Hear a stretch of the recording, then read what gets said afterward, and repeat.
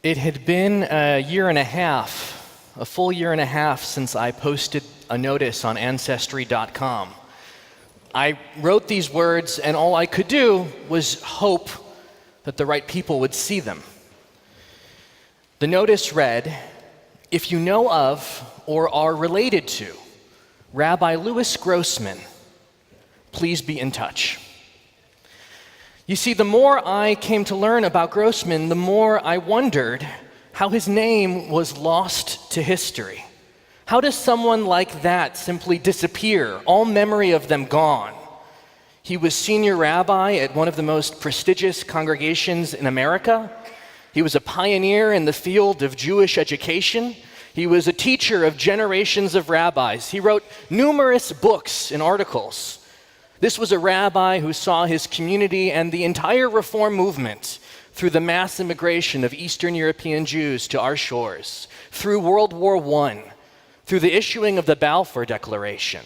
This was a rabbi who was an early advocate of women's leadership in congregations, and who, at the turn of the 20th century, vocally supported equality for the African American community. Grossman was in all of the right places. He was in all of the rooms where it happened. And yet, he had been forgotten, even by academics in the field.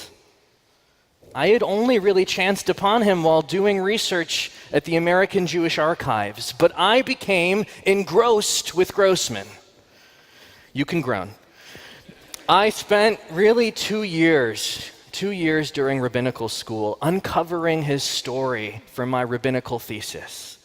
I was scouring letters and diaries and meeting minutes, any dusty tome or piece of paper I could get my hands on.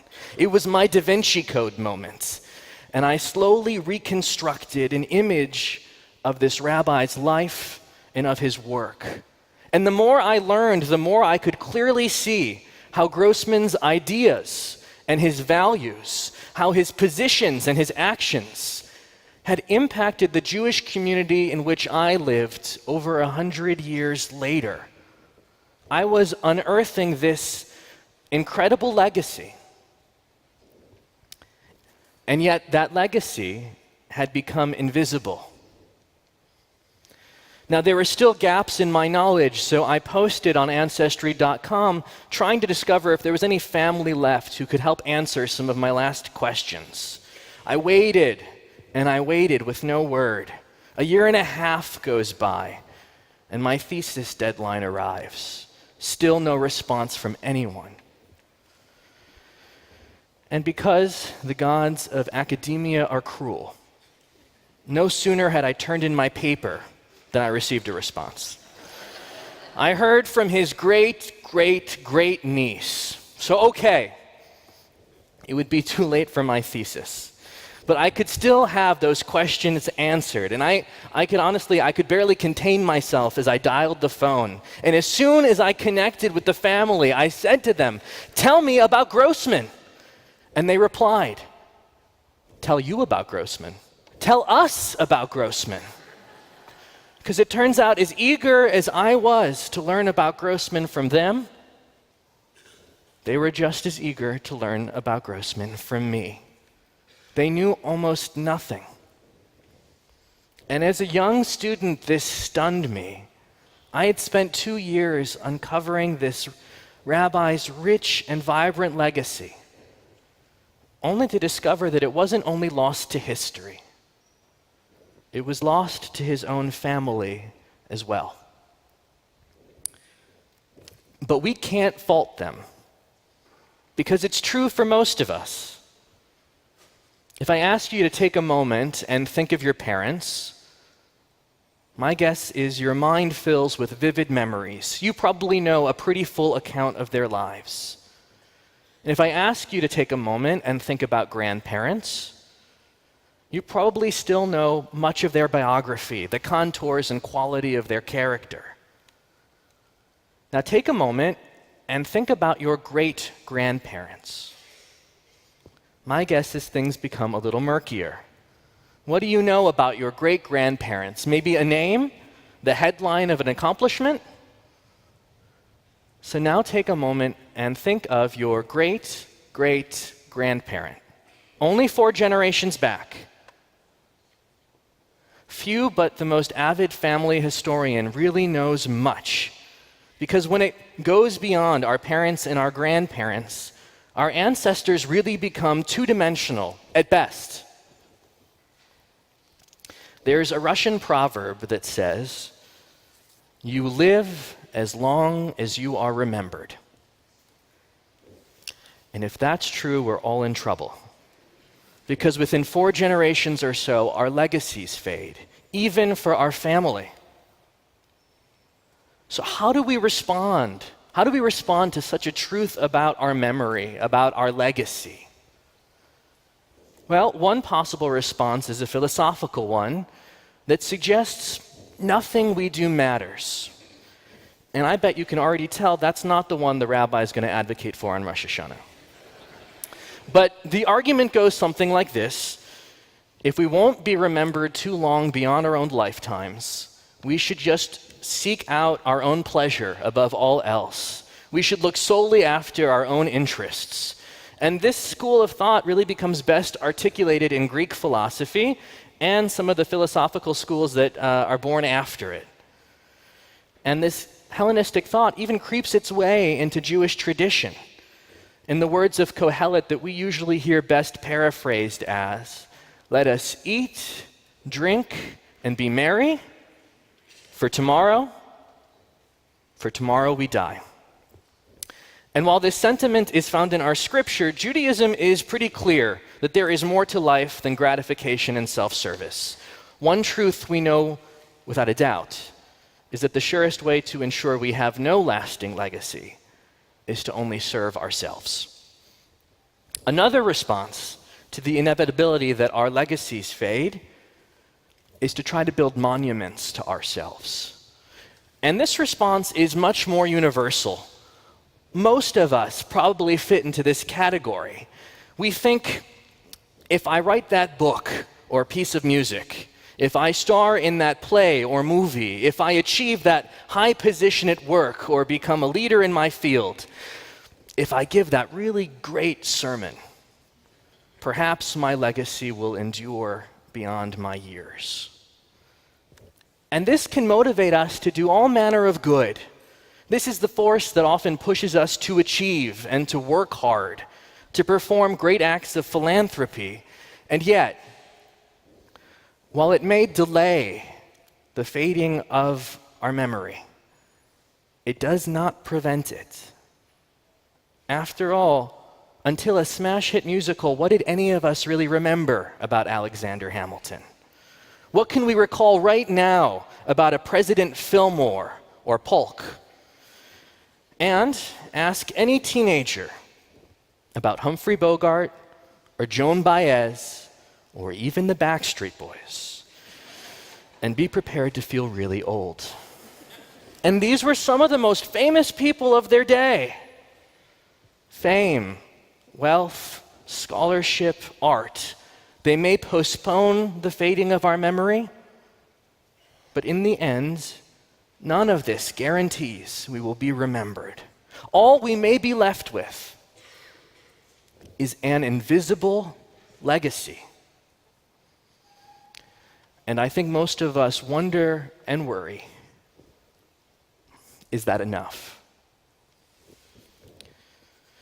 There's a moment in the television series The West Wing where the president realizes that in order to pass a piece of key legislation that he supports, he has to take his name off of the bill.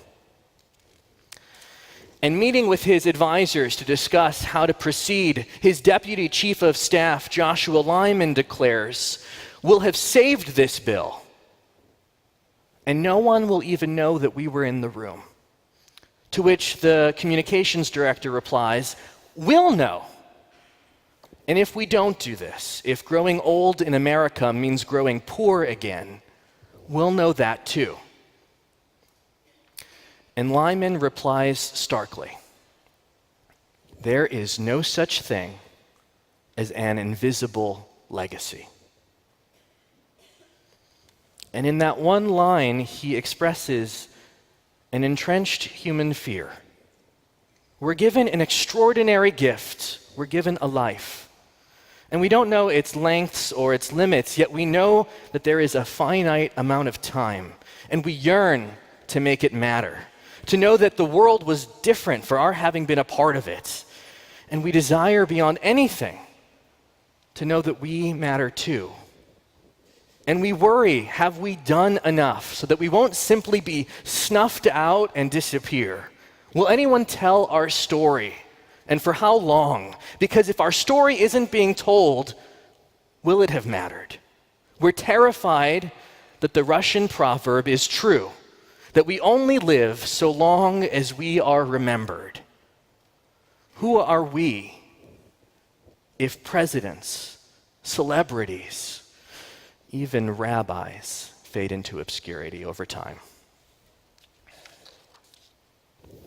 So, let me assure you, there is such a thing as an invisible legacy. We can live longer than we are remembered. We can leave our mark even if people can't name us anymore. If we link our lives to a force that acts to change the world for the better, we can continue to have an impact even after we are gone. So long as that force for change exists, so will we. And this is not some consolation prize to those of us who will not be Shakespeare. An invisible legacy, the legacy that lives on in impact, even if it's anonymous, can be far richer and far more important than being remembered. An invisible legacy is without a doubt the only thing that has ever changed and shaped our world. In the course of a single lifetime, an individual might shape a family, might shape a community, might even shape a nation, but it takes generations of the nameless working together through time to alter the course of humanity. And if we are part of such an enterprise, we can taste immortality. We just recited Unatana Tokef, or what I'm told most of us call the who will live and who will die prayer. But the end of the liturgy reminds us, we are like grass that withers, a dream soon forgotten. Judaism asks us this time of year to confront the fact that as humans, our lives are finite and our lights will dim. We are indeed the grass and the dream, but that's not how the prayer ends. It concludes by saying, "But you, God, you are everlasting, and you have linked our name to yours."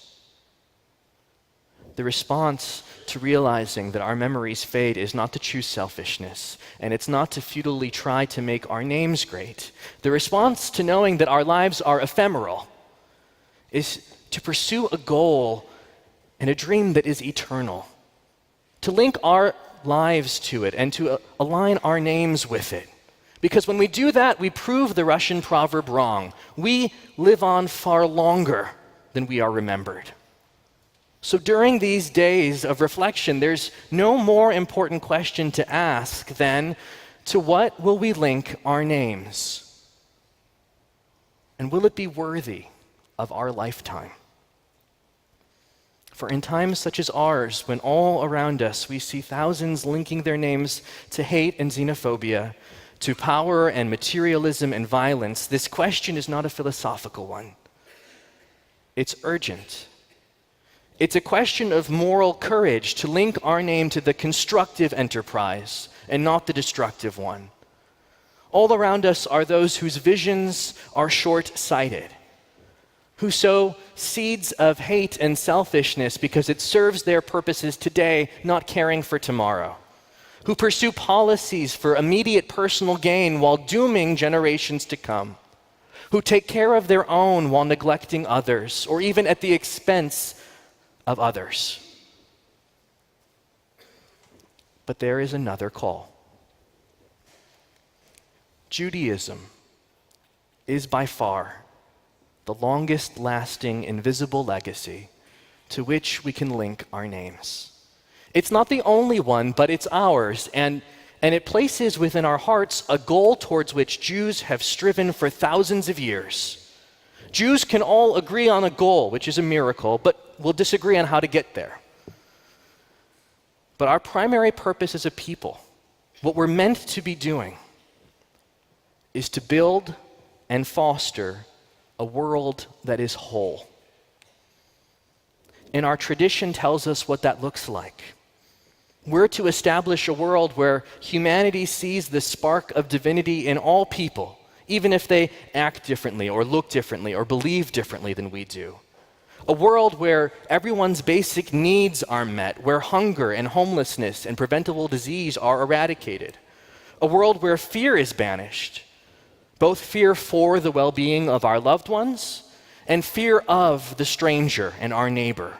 A world where all can be secure in their homes, where rulers and judges act with equity and justice, where the stranger feels as dear to us as our sister, and where brothers know that they are one another's keeper.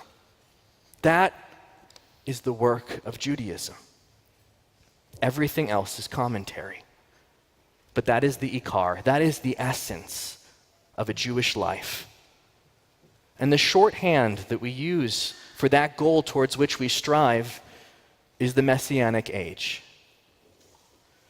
Judaism, in that, created a blueprint for the world as it ought to be.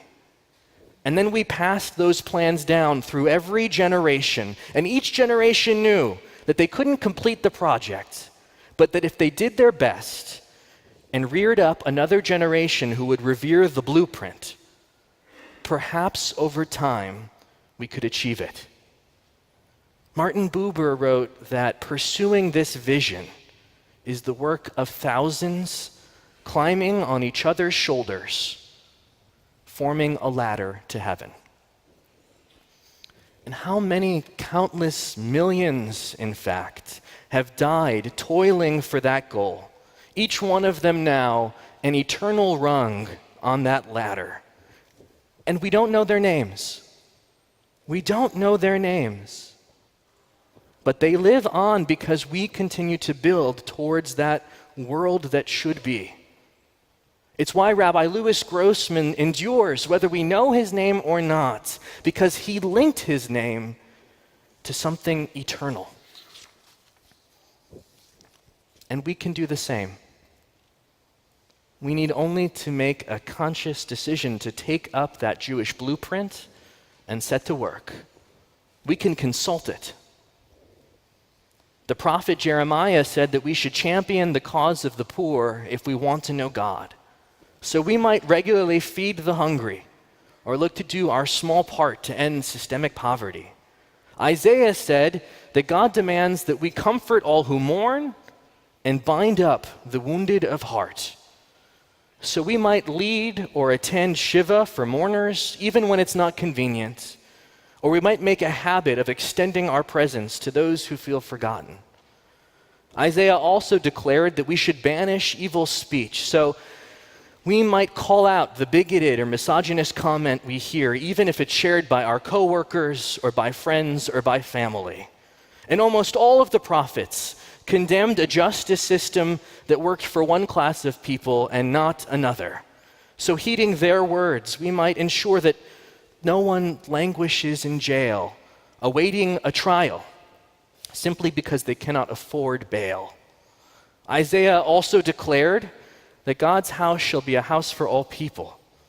So we might gather with those who believe and look differently from us to pray together and to act together because we see one another's shared humanity.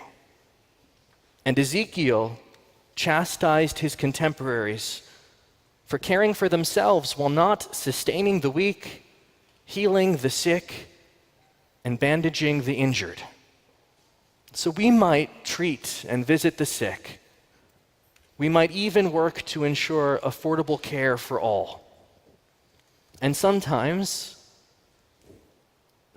we know it isn't any one specific action, but rather our way of walking in the world. the bigness of the little deed. It's often our small deeds of kindness, courage, and caring that do the most good. But make no mistake, it's about deeds, and it's about doing.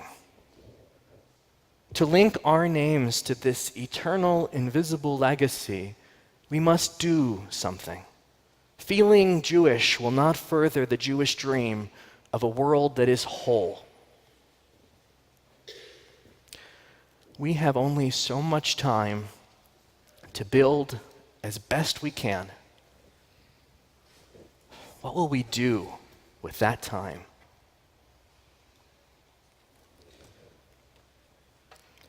We're taught that at the end of their hours of study, the ancient rabbis would depart the study hall and they would share these words of blessing.